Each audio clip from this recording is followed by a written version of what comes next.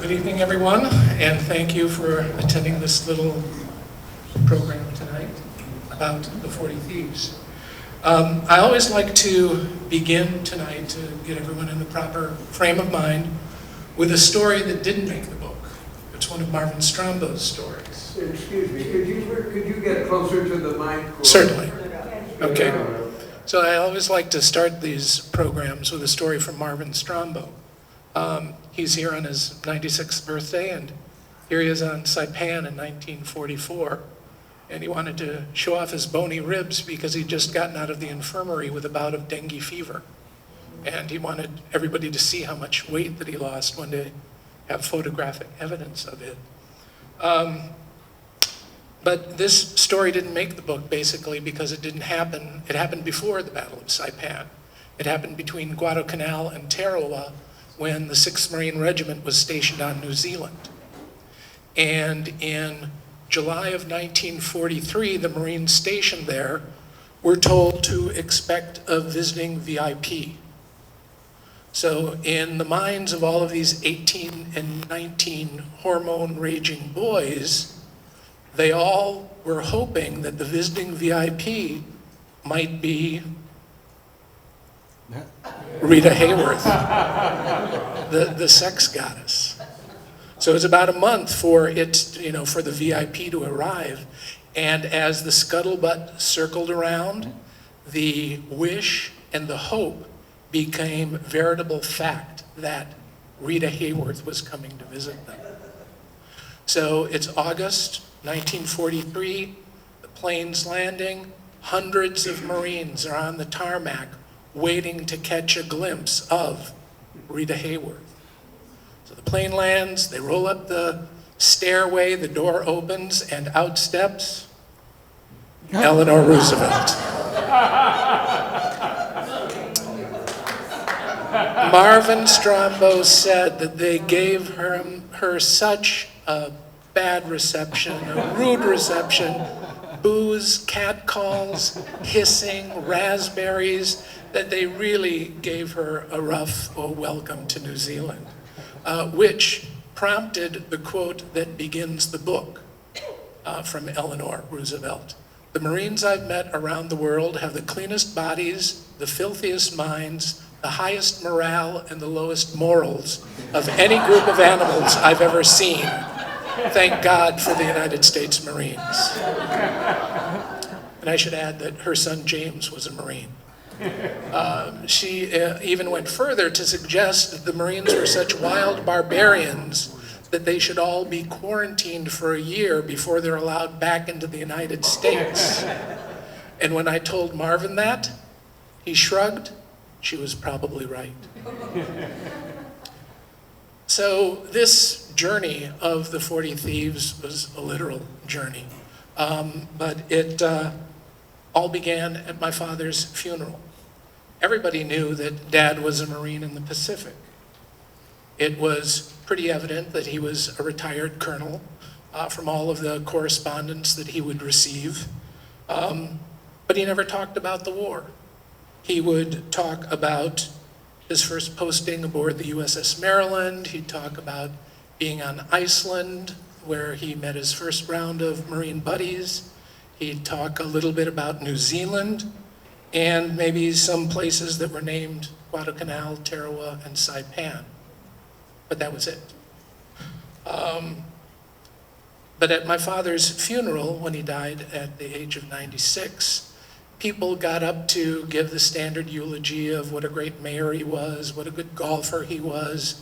But there was one fellow, you would know him, Bill Parsons, an old family friend, got up and his eulogy just came out of the field. He said, "The first time that I met Frank Tachovsky was at the University of Wisconsin in Madison.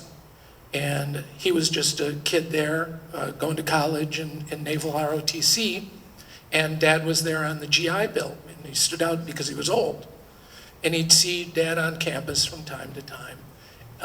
And that every Naval ROTC meeting, there'd always be this surly Marine sergeant on duty.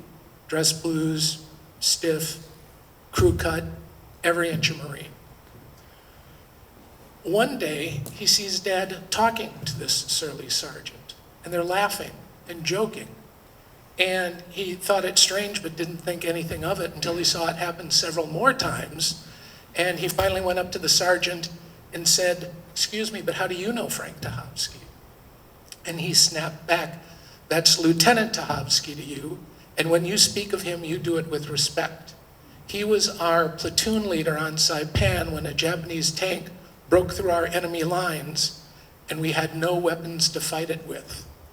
We all thought we were goners because the fire from that tank was withering.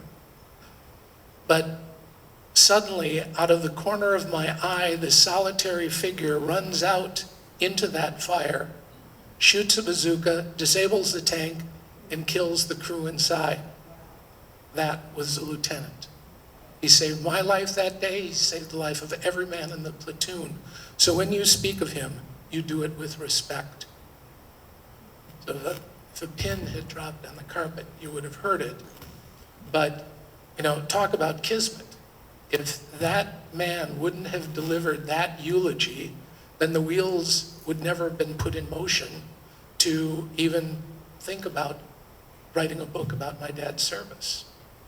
So the first thing that I did that very night was I went online and searched Tachovsky and Saipan, and up popped this article from the 1944 Leatherneck magazine, December, Tachovsky's Terrors. It was posted by a fellow named Chris Tipton, who said, "This was my dad's platoon during World War II. Everything in it is true, except we were never known as the 40 Thieves. We were never known as terrors in the 6th Marine Regiment. We were known as the 40 Thieves." So even before I began doing anything, the title was kind of staring me in the face. So this discovery prompted me to open up Dad's footlocker, which had been sitting in the garage for years. Maybe he had opened it, maybe not, I don't know. And it was like opening up a time capsule. There were letters, all the letters that my dad ever sent to my mom, Roxy, were kept there.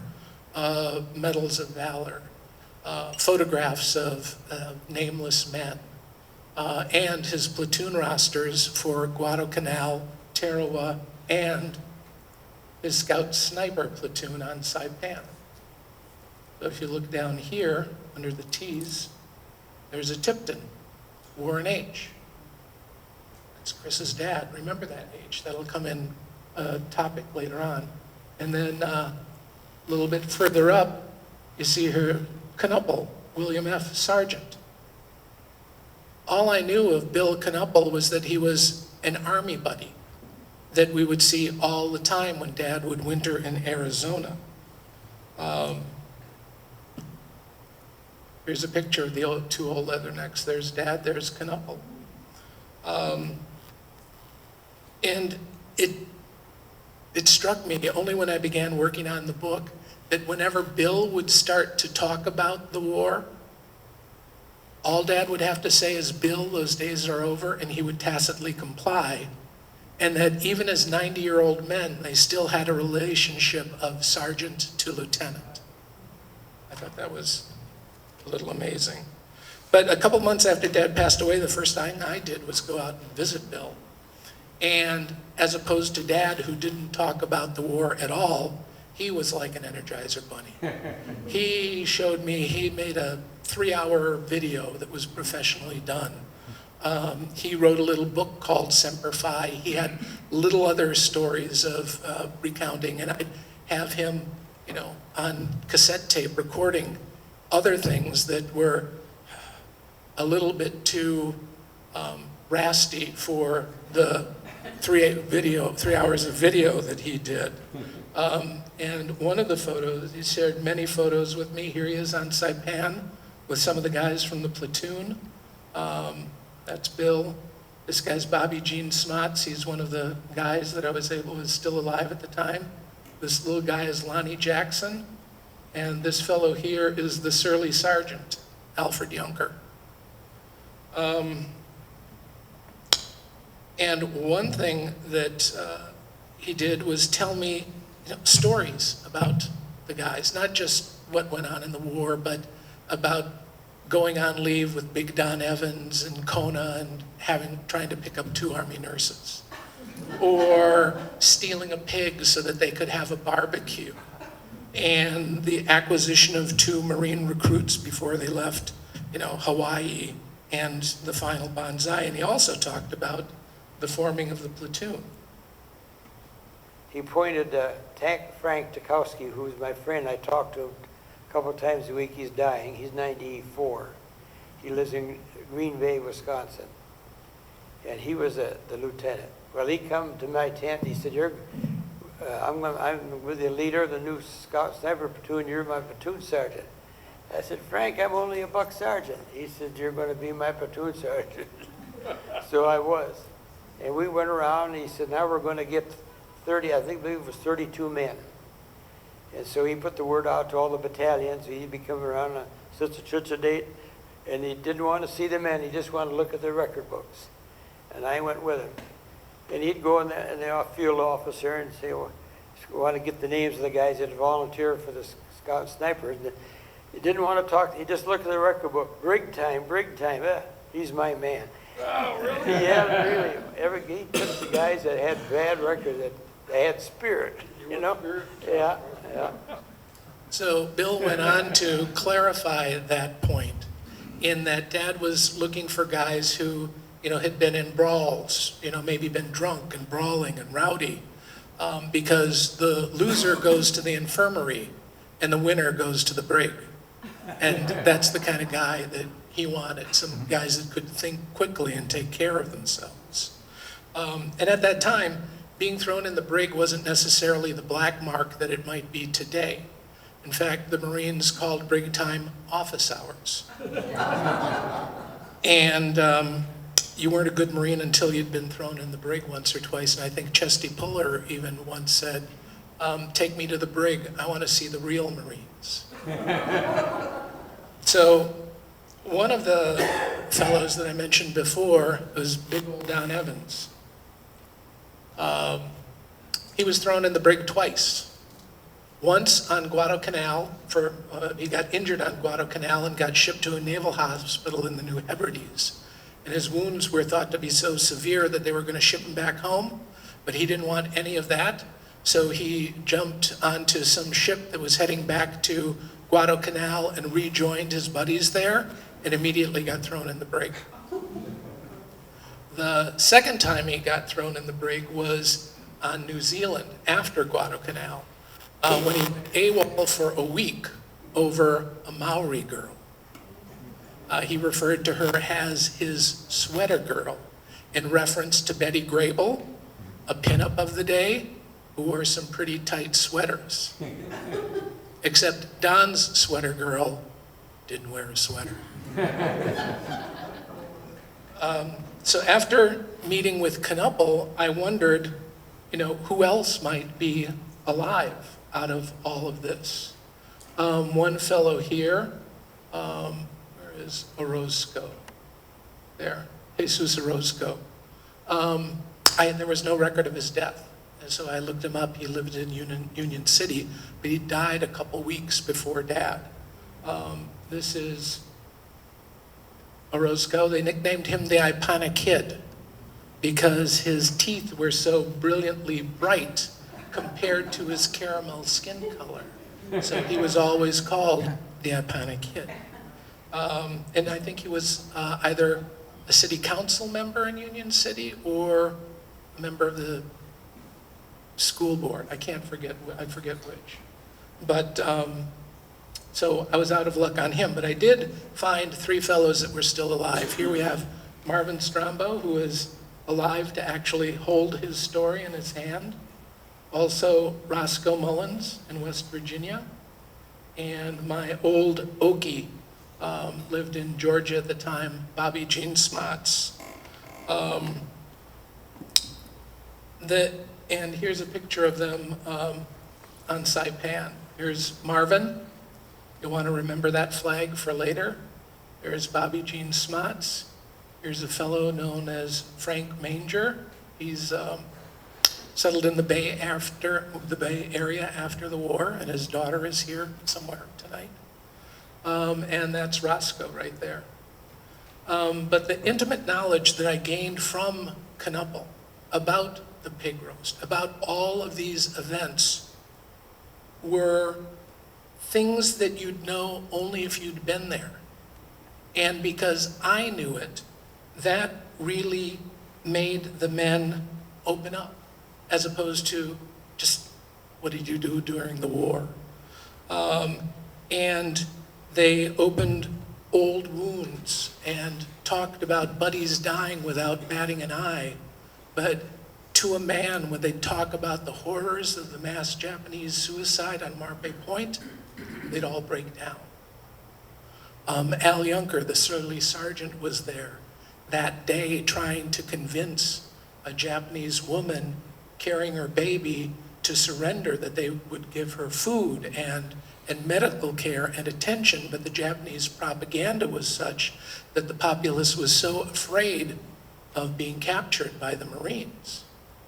And that woman smiled at Al Junker, then threw her baby off the cliff and followed right behind. And that smile would haunt Al for the rest of his life. So one of the great things about Marvin was he had a great memory for names. He could put names to these anonymous faces. So there's big old Don Evans again. The heartthrob of every girl in Kansas City Southeast High School. Big man on campus. To put it in vernacular of the day, he was built like Charles Atlas. And he won the Mr. Kansas City contest, not once, but twice. Then we'll go back, and here we got Wild Bill Emmerich. He was a club fighter out of Chicago, and his head was always cocked to one side and kind of talk out of the side of his mouth like a gangster. Looked a little bit like William Bendix. Knuppel said he's the kind of guy you wouldn't want to run into in a dark alley. This fellow is August Schieber. He was a squad leader on Saipan, but after Knuppel came down with his 21st bout of malaria after the Battle of Saipan, he got sent home, and Fritz Schieber became the platoon sergeant. This guy down here is Hal Moore. He went on to wrestle in the 1950 Olympics, but got screwed out of a medal because of a scoring decision by a judge that was ruled to be invalid, and although they recognized the error, they didn't change the decision, and he lost out on at least a bronze medal. Let's see, Lonnie Jackson here. Marvin told me that he was the shortest guy in the outfit, 5'3". Needed to be 5'4" to get in the Marine Corps.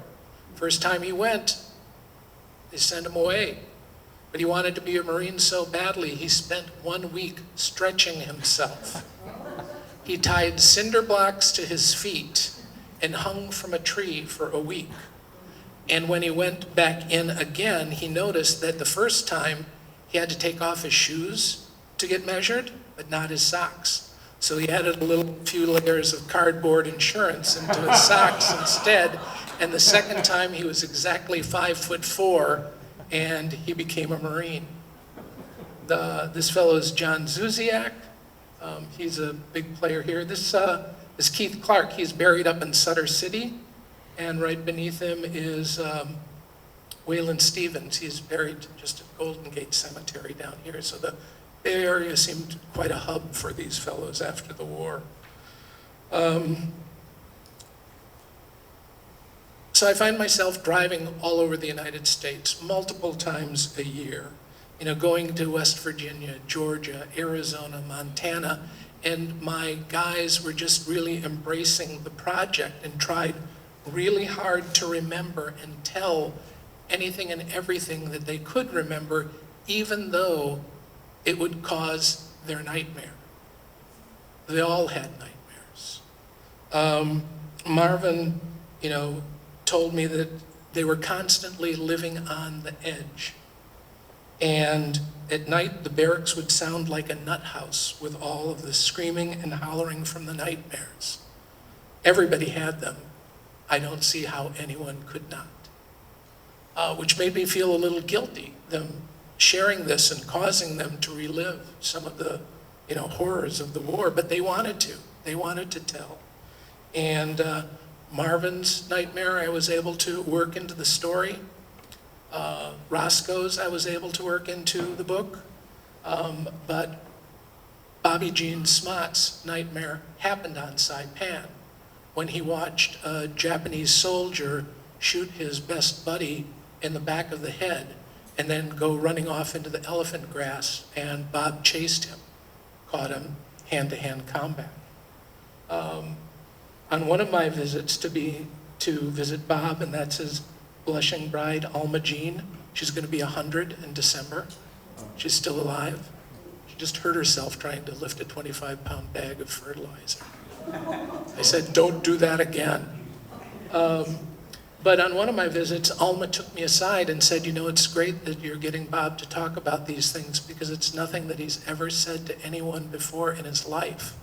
And then she confided in me that as a young bride, she would wake up at night to Bob choking her. How do you come to grips with that as a young, 21-year-old woman married to your high school sweetheart? They met at an Alice Chalmers tractor show when they were 14 years old. How do you explain that if you're Bob? How do you come to grips with it if you're Alma Jean? But she, God love her, had the perseverance to work through it, discover the warning signs of his nightmare, and be able to wake him before they begin. Besides the 4 guys that I was able to talk to, there were family members that I would find or found me, and they were just excited about the project as I am. This fellow here, this Frank Manger that settled in the Bay Area, I mentioned Marjorie is here tonight. He was in my dad's Tarawa platoon as well as a scout sniper. And when the book first went off to be published, I hadn't met Marjorie yet, and I had this picture of this guy who I thought at the time was Maurice Malin, because looking at old photographs of guys, you go by how they wear their hat, how their posture is. Roscoe always has a hand on a hip in a lot of his photos. But Marjorie identified that as father because of the drape of the hand. And that's her mom, Virginia. She was in the USO, and Bojangles taught her to tap dance up and down stairs. So how do you get from this to this? For 4 weeks of eating nothing but sea rations, and sometimes having to share one sea ration between 2 guys for a day or 2. A lot of them lost a significant amount of weight. And I also met the family of Albert Malanga, also known as the Flamingo, because he had a beautiful singing voice like Vic Damone. And his son is a great poet, and he's written some lovely poems about his father's service. And the biggest kick in the pants about this discovery of Albert Malanga was the Albert Malanga, through my initial research, died in 2004 in Coral Gables. But that wasn't our Albert Malanga.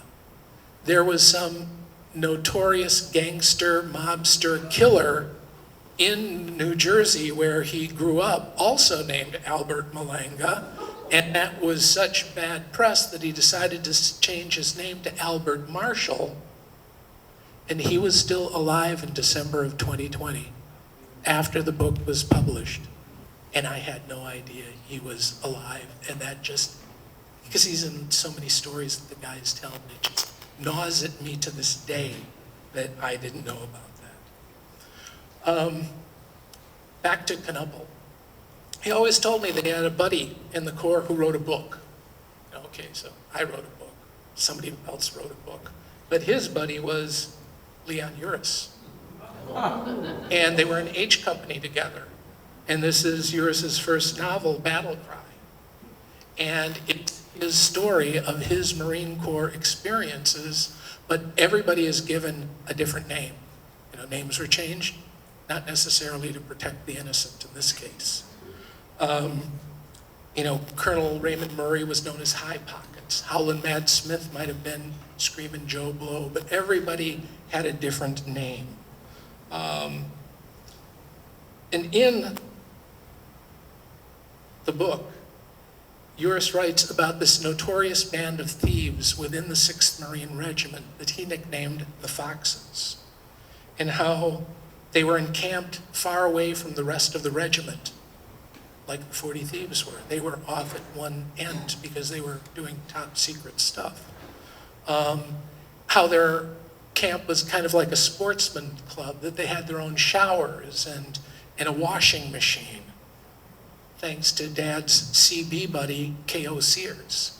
You know, acquiring things through Marine methods, which is their synonym for stealing.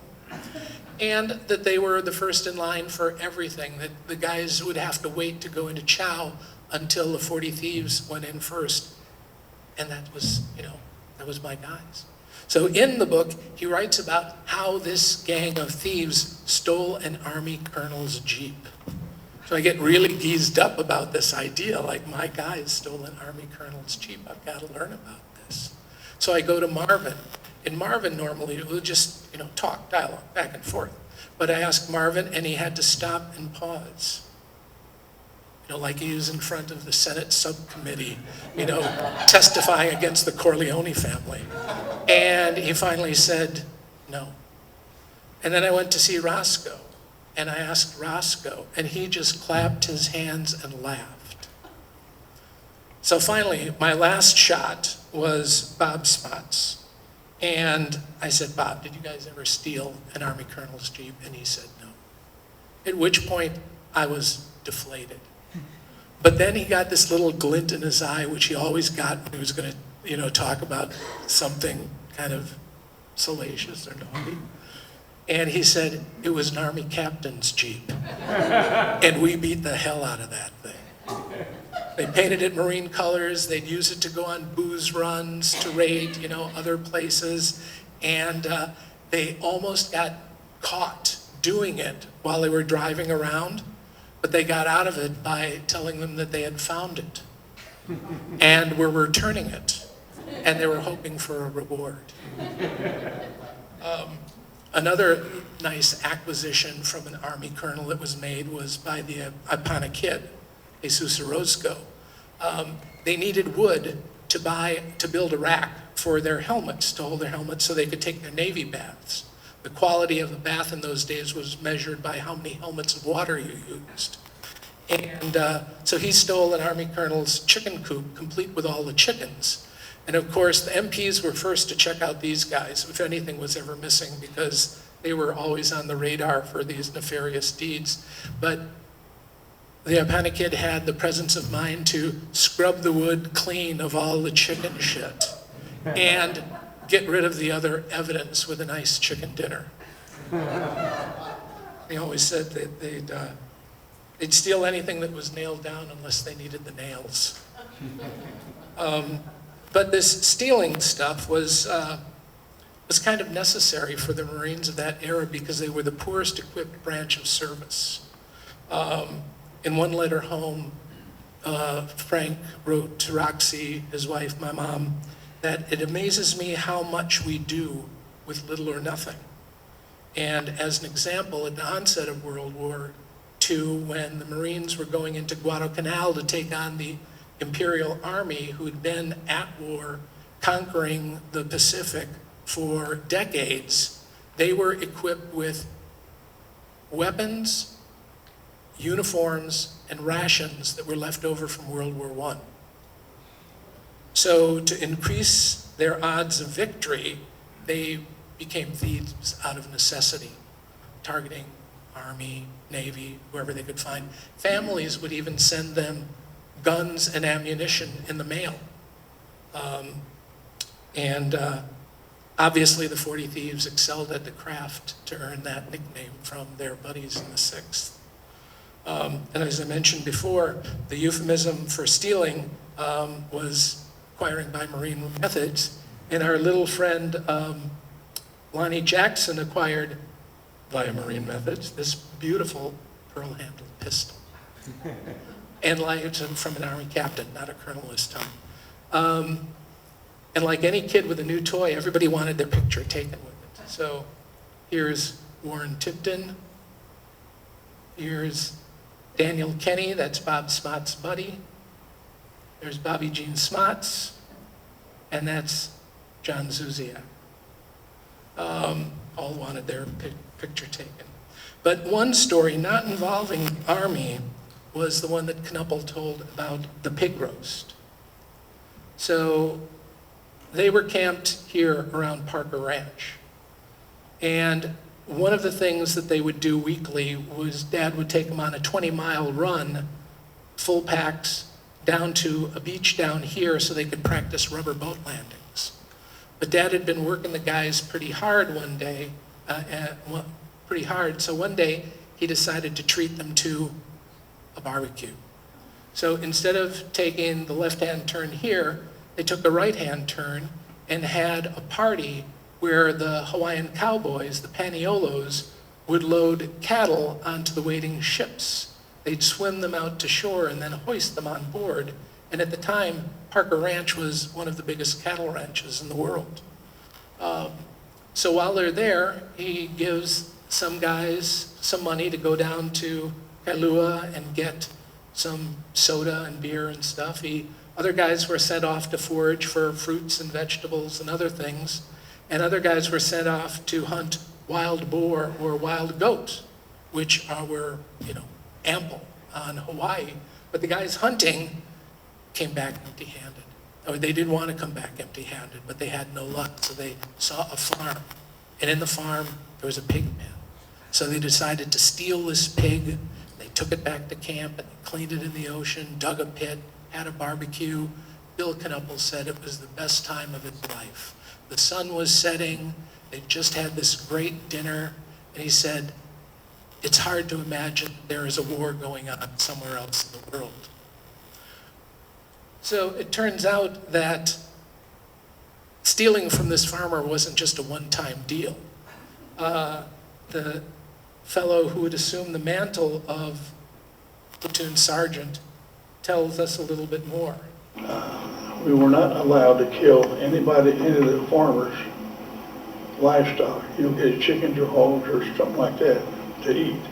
That was a no-no. So we just broke that no-no right off the bat. We got hungry. We got shot his pig first. Shot his pig, and then we cooked that booger. See, we skinned him and took a T-shirt off and wrapped it around this pig and roasted him. See. And of course, that old sweaty T-shirt wasn't going to eat, so the playoff thought it was going to eat it anyway. And we sneak up to this farmer's house. There's only one house there, this great big farmhouse, great big guy, place. We sneak up there and steal some of the stuff, understand? He had a garden and stuff like that. We'd steal stuff out of that garden. But you wasn't supposed to do that, but anyway, we did it. See, they wanted to see if we could do it, see? Anyway. But we did all kinds of things like that. So that poor farmer was abused mightily by these guys. But the greatest acquisition of all takes us back to the Army. And before the 40 Thieves shipped out for Saipan, they were on the big island of Hawaii. They made port in Honolulu for one night. And if you want to know how you become a Marine Scout sniper without going through Scout sniper training, Bill Knuppel is going to tell us how. But this Don Evans said, hey, boss, anybody a rank higher than him was boss. Hey, boss, he says, let's go over to to the Schofield Barracks. He said, I got some buddies from Kansas City that just landed up in was it Akuska or somewhere in Alaska, no Japs there. And they came back, and they were, now that unit was, the Army unit was up at Schofield Barracks. He said, let's go out and see my buddy, high school buddies, kids I was raised with. I said, sure, Don, let's go. So we went out there. We found us 2 buddies, and so we head for the slop shoot, and drinking, and Don said, well, my God, he says, you guys, doggies, you always bug out of things. He said, landing on an island, they'd never put us on an island without somebody shooting at us. And he said, why don't you come with us? He said, we don't have any idea where we're going, but you can bet there's going to be good shooting. And the guy said, oh, no. So we had a few more beers. After about the 4th pitcher of beer, they said, that sounds pretty good. So we went to the barracks, took a razor blade, cut the red braid off their caps. We took a Marine emblem off our collar and put it on their cap. Don was about 6'4", 6'6" or something, big guy. So Don went up the gangplank first, and then the 2 Army boys, and then me at the rear. And, you go in, you salute the flag, and I said, you just follow, do what Don does, and they did. And we got him aboard ship. So the next morning, I went up and seen the lieutenant, my lieutenant, Frank Tachovsky. I said, hey, Tac, we picked up 2 volunteers in Hawaii. He said, you what? I said, we picked up 2 volunteers. I said, we got 2 more. He said, what are you talking about? And then I told him, oh, Jesus. He said, I don't know nothing about it. He said, I don't know. He said, just be sure they got weapons when we land. Yeah, we sure did. So Don, it was about the 2nd day, the loudspeaker comes, now hear this, check your rifle number, so-and-so. I said, oh boy, one of the guys has got a gun now. Don, you got to meet your weapon. You stole them, yeah? So, and here's a picture of the buddies. This is big old Don Evans. This fellow down here, number 10, is Tommy Arello. He was a track star. His nickname was The Flash. And this is Norman Dooley. He settled in Flagstaff after the war and became a prominent psychiatrist. One of the most amazing aspects of this story is how it never ends. Right after we sent the book off to the publisher, after all of the editing had been done, I get a message from Richard Zuziak, John Zuziak's son, saying, would I like to see his dad's war pictures? I thought, sure, but it's tantamount to spying to carry a camera. They weren't allowed to carry cameras, although Knuppel had one that folded up that he could hide in his breast pocket. You wouldn't see it. And John Zuziak evidently had one. Because if you were issued photographs, it'd just be, everyone would get Guadalcanal photos, Tarawa photos, Saipan photos. But the best thing about these photos that Richard shared with me is that he wrote down who everybody was under the photo. And when Smots would talk about Warren Tipton, he was 17 when he enlisted. His 18th birthday, June 15th, 1944, D-Day on Saipan. Happy birthday. And he'd talk about the kid as though he was just a little nuisance. Like in your mind's mind, you thought he was just this scrawny little kid that they had to teach how to do everything. Well, and that they gave him a nickname, something that began with an H. And here he is. Here's Warren Tipton. What a big lummox. Look, he just is so happy. He looks like a baby Huey, and his nickname was Hobart. So everyone would just call him Hobart. Another wonderful aspect of the Zuziak photos is another Smot story was about them being sent out on training missions, survival, living off the land, where they would, go up to the Koala Mountains up here and live off the land with just taking along one canteen of water. And this is Smott's story. On one of these missions, they met a Chinese rice farmer up here who showed them a viaduct through the mountain that carried sugarcane from one end to the processing plants on the other. So they waded through the viaduct, which brought them out into the Waipio Valley, very verdant farmland. Then he showed them the three fingerlet canyons cut into the side of the island, and how Japanese submarines would dock in one of those fingerlets and get resupplied by the off-limits village of Pololu. Pololu was declared off-limits to all military personnel because the village was filled with Japanese sympathizers, so much so that all of the men had been sent to internment camps. So the boys figure, what the hell, they're going into Pololu, and the old woman who ran the general store there was the head spy.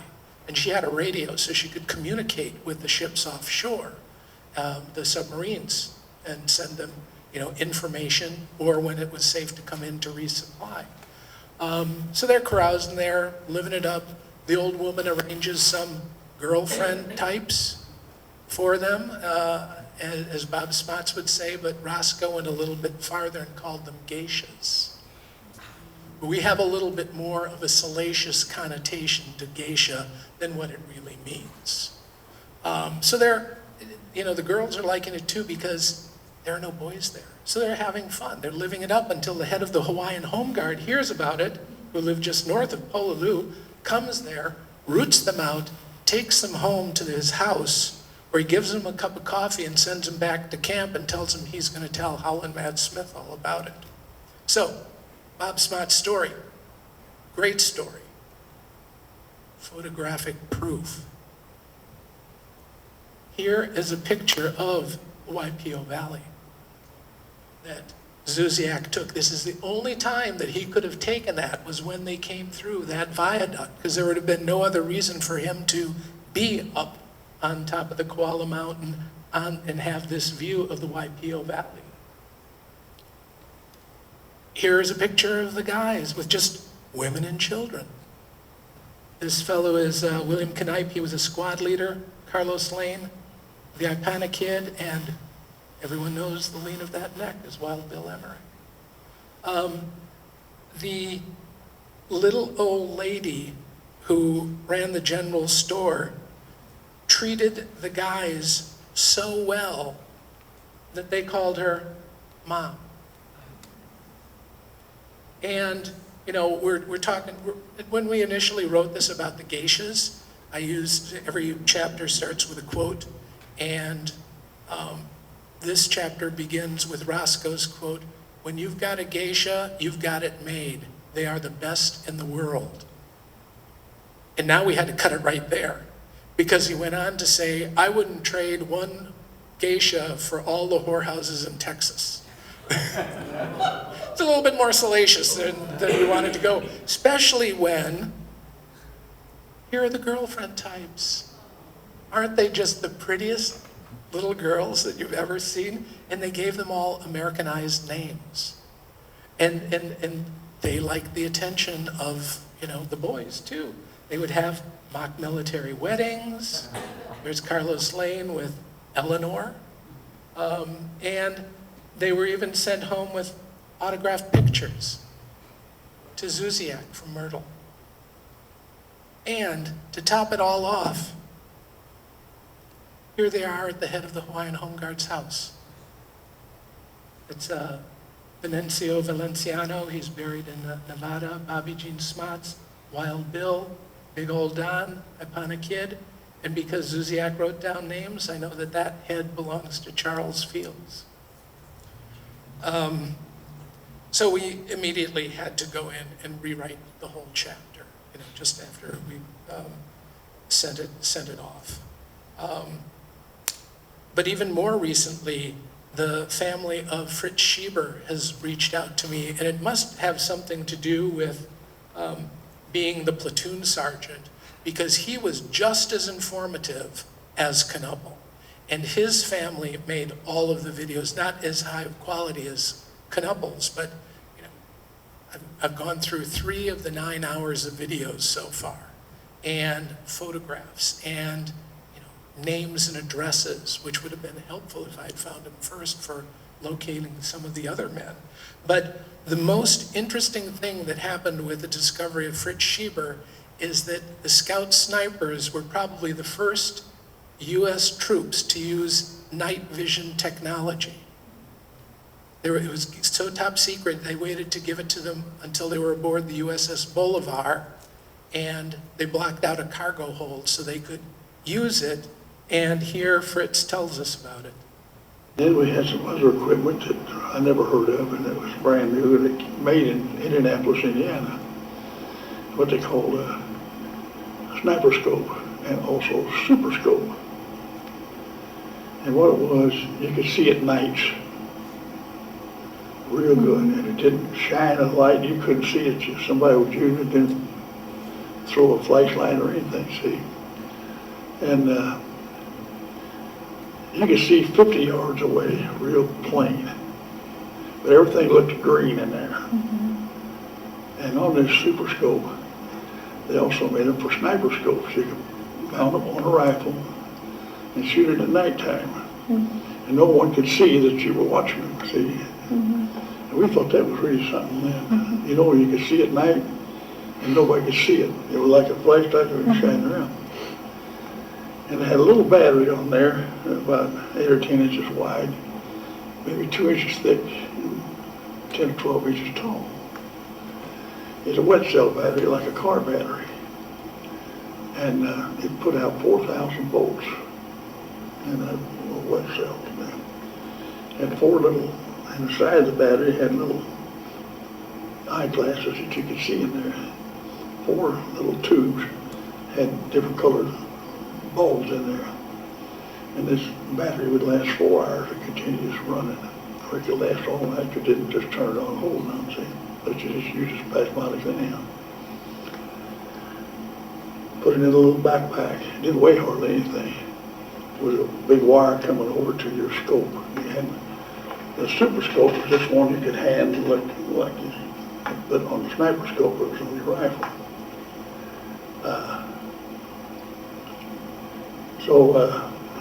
And I forget now, they told us whenever if you ever lost this thing or got shot or something, why destroy this thing right away, because it was top secret and they didn't want anybody to know we had it, see. So I forget now, real quick you just did some little thing, and that thing would just blow up and just melt it out, see. So, Kind of like Mission Impossible, where poof, and it's destroyed. The first mentions that I could find of night vision technology in the Pacific were on the later battles of Iwo Jima and or Okinawa, I forget which. So obviously, these guys were the guinea pigs for the technology. I found that really interesting. Now, for most of these guys, the war ended in August 1945 when the Japanese surrendered, but not for Marvin Strombo. You hear these, I don't know, these apocryphal stories about these moments in battle where a voice whispers to you, move, and you do, and a bullet whizzes past your head. Well, Marvin had that same experience in June of 1944 on the outskirts of Garapan with a dead Japanese captain. He saw him lying on the ground, and he saw his Yosagaki Hinamaru sticking out of his jacket. The good luck flag was something that every Japanese soldier carried with them that was very sacred to them. Their whole family in the village would sign their name and wish them well, and they even thought that the soul of the soldier himself was embodied in that flag. And he thought that that was so sacred that he didn't want to take it. But then he thought, well, if I don't take it, somebody else will.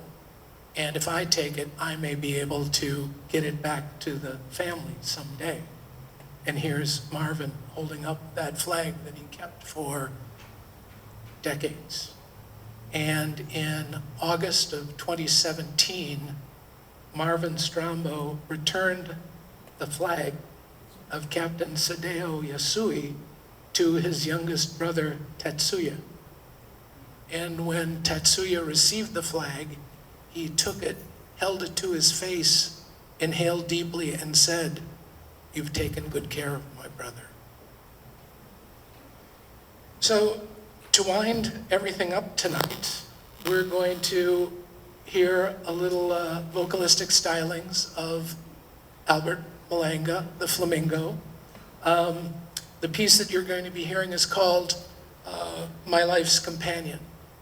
And even though it's a love song, it could be very well said about his Marine Corps buddies, because the vows that you make to a spouse are not unlike what buddies in the Corps did for each other, through thick and through thin, through richer or poorer, through sickness and health, until death do they part. Now, the video that I'm going to be showing, focus on the audio because it's an old clip that we used to promote the paperback, but the audio quality is really good.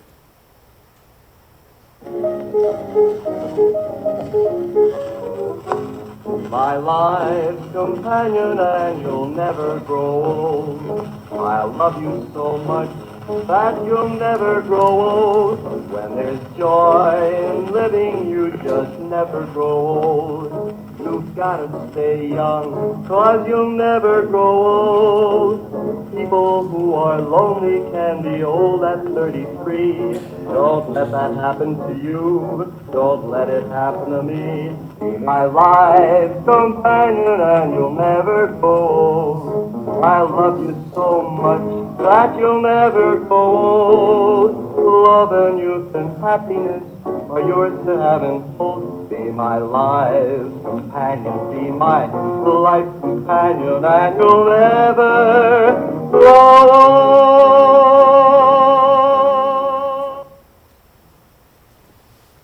That's all, folks.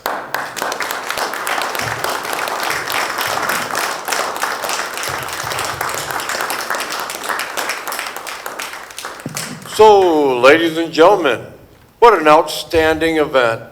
Do we have any questions from the audience? There's got to be something. I might add that both Marvin Strombo and Bob Smots identified this as Bob Smots. And these are probably Evans and two of his buddies. I said there was going to be no spoiler alerts, damn it, and I just gave a spoiler. Outstanding. Well, ladies and gentlemen, I guess this concludes our event if there aren't any questions. However, Joe has got books that he's going to sell and be more than willing to sign over here on my right-hand side at that table. And let me tell you something real quick. Anecdotally, I read the book. I read all the books for these Meet the Authors. And this book was fascinating. And this was the only book that I've actually read twice. And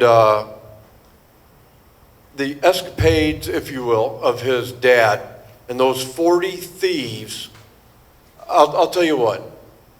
What do you think? Should we have an honorary 40th thief? We will. Joe and I counted chairs earlier, and you're probably not going to like this, but you're in chair number 40. And so, oh, and he's got a question too. This is like bonus on a game show, except I'm not wearing my glasses. No, we have a special gift for you. It's parked outside. It's next to Hobo Joe. Is there a sequel that is going to be written about the book and your father? Well, there has been so much information that has been gained since the publishing of the book that I'd really like there to be a second edition. So I'm working on organizing that. For instance, let's see, can I go back to the, well, on the, well, I will go back to the roster. Why not?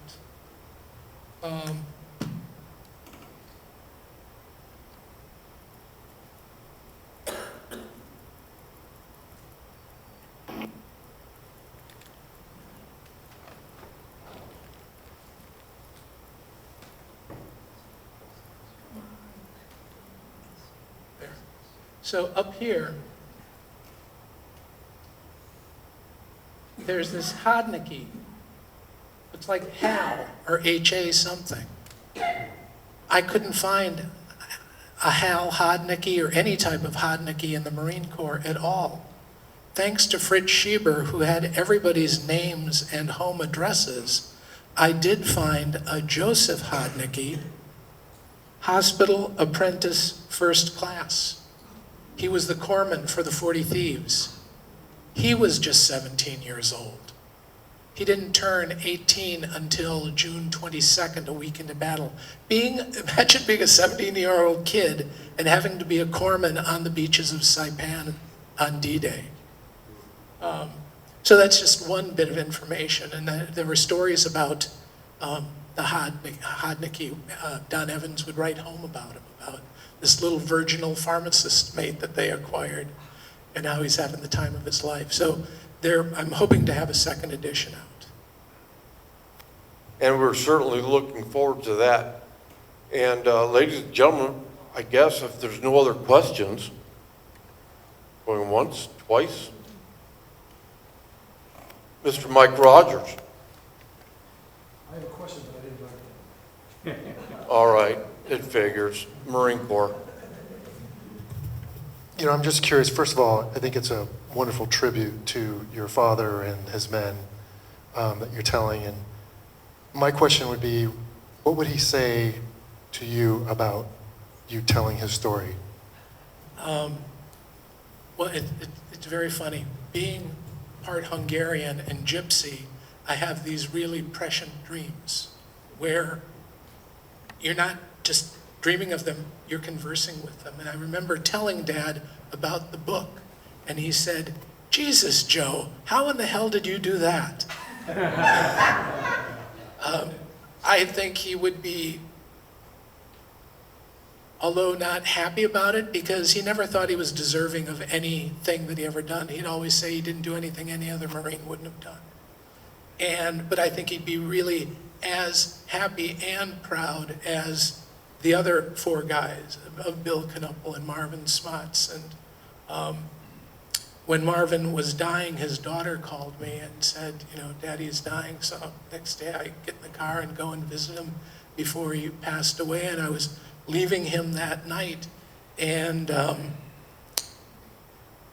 he stopped me and pointed at me and said, "Semper Fi." And then he died during the night. So I think he would have been proud. And I would have loved to have known his input on some of these stories. The only story that my brother had this great habit of putting photographs in front of my parents and having them recording what they're saying about it. And Roxy was a colorful character. She dated Ralph Capone Jr., Al Capone's nephew, once upon a time before, marrying Dad, and also was engaged to a Green Bay Packer, Baby Buford Ray, who is another story altogether. But where was I going with this? Help me out here. I digress. I was so paranoid about getting this under a minute because everything is a digression in the story because there's just so much to tell. But I think he would have been very happy. Ladies and gentlemen, are there any more questions or comments? Oh, we have one here. Well, I've known, okay. So I know Joe as Tiger because we grew up together in Sturgeon Bay, Wisconsin. You're the greatest storyteller. Do you, I know that your brother Chuck, it just runs in the family, yes? Well, the gregarious side, yeah, probably comes from Mom and my grandfather, who was funny guy. When he had to stop buying Nash cars and buy a small car, he'd crouch down, so ashamed of being seen in a small car. It was just terribly funny. So. Anyway, Yeah. thank you. Oh, thank you. You're a lot younger than I am, so. Yeah. But I didn't know. It's wonderful. Yes, you come by it honestly. thank you. Your too. My Thank mother you. thanks you, and It's my father Rox thanks does you. too, she's here. Well- I must say, Mom would be pissed off that she didn't have a bigger role in the book. Joe is certainly the raconteur, a fellow raconteur. We like to tell stories, but with that, our event is over, and Joe will be signing books over here, and please line up on there and get one. And I'll tell you something, I've read the book and I read it twice, and he just skimmed over a few things, and I'm not going to waste a bunch of time and tell you all some of the fascinating things I read in the book, but I will leave you with this. Those young guys and gals in 1921 or 41 are still the same as in 2021 or back when I was a young guy in 1981. Times have not changed in that aspect, and there's some fascinating things in the book. So please feel free to get one and help yourself again to the wine bar. And thank you for coming out. 3 June, mark your calendars. This one's going to be pretty good because the Army Corps of Engineers, like I said, it's a fascinating group of people that are underrepresented here in the Bay Area.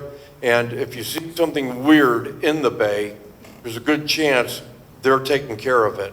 So ladies and gentlemen, thank you and good night.